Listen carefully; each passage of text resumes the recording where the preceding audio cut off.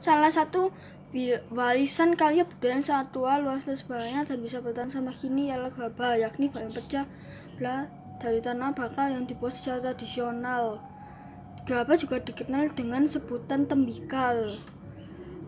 Gerabah kuno sudah dibuat insan semenjak mereka itu penetap dan mulai bercocok tanam beberapa ribu tahun sebelum tahun Masehi. Dan kini kita mendapatkan di seluruh pelosok Nusantara, tidak terkecuali di Pulau Madura. Peralatan membuat gerabah: 1. Panombuk atau penumbuk, pembentuk cuilan dalam. Penempa atau panempa, pembentuk dan penghalus cuilan luar. Panggorek atau penggorek, penyambung, penggelet, pengajak, pengabuan, penompal, wel-kowel, pematong, pangku, pembakaran gerabah.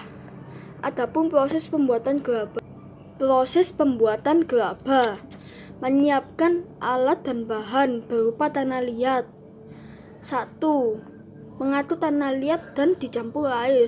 2. Setelah jadi adonan, diambil perbongkahan untuk dibuat bentuk kasar dan memakai kain pengelet bibir atau pinggiran bongkahan sehingga dibuat bundar melingkar lalu diperhalus.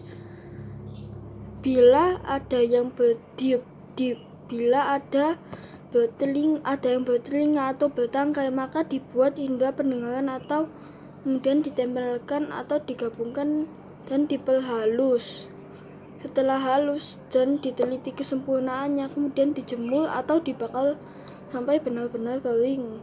Langkah terakhir sehabis kering ialah dibersihkan, namun untuk dibersihkan dan bisa diperindah dengan cat. Terima kasih.